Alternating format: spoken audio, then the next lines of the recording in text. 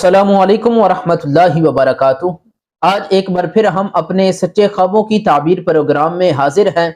آپ سب کو خوش آمدید کہتے ہیں۔ آج ہم جانیں گے کہ خواب کے اندر اندھیرا دیکھنے کی تعبیر کے بارے میں۔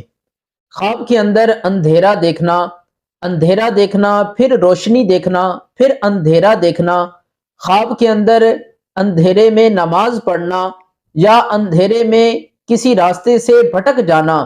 آپ بھی اگر ان تعبیروں کے بارے میں جاننا چاہتے ہیں یا ان کے ساتھ ملتی جلتی کسی تعبیر کے بارے میں جاننا چاہتے ہیں تو ہماری ویڈیو کو مکمل ضرور دیکھیں۔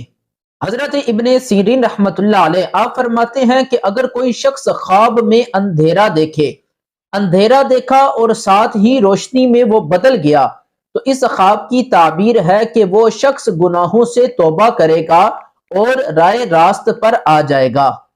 اور اگر کوئی شخص خواب میں دیکھے کہ وہ اندھیرے میں کسی راستے سے بھٹک گیا ہے تو اس خواب کی تعبیر ہے کہ اس شخص کا دین سے دوری کا باعث اور اسلام سے دوری ہے۔ اور اگر کوئی شخص خواب میں دیکھتا ہے کہ وہ اندھیرے میں نماز پڑھ رہا ہے تو اس خواب کی تعبیر ہے کہ وہ شخص غموں سے نجات پائے گا اور وہ شخص کوئی خوشی حاصل کرے گا۔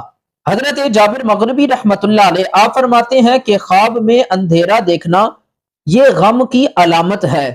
اور اگر کوئی شخص خواب میں دیکھے کہ کسی ملک میں اندھیرا ظاہر ہوا ہے تو اس خواب کی تعبیر ہے کہ اس ملک میں سخت غم ظاہر ہوگا۔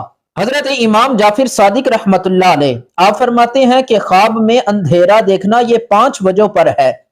نمبر 1 کفر، نمبر 2 حیرانی، نمبر 3 جاری کاموں کا رک جانا، نمبر 4 بدعت اور نمبر 5 گمراہی۔ اور اگر کوئی مالدار شخص خواب میں دیکھے کہ وہ درویش ہو گیا ہے تو اس خواب کی تعبیر ہے کہ اس کا مال زیادہ ہوگا۔ اور اگر کوئی درویش خواب میں دیکھے کہ مالدار ہو گیا ہے تو اس خواب کی تعبیر ہے کہ اس کا کام اور بھی زیادہ بدتر ہوگا۔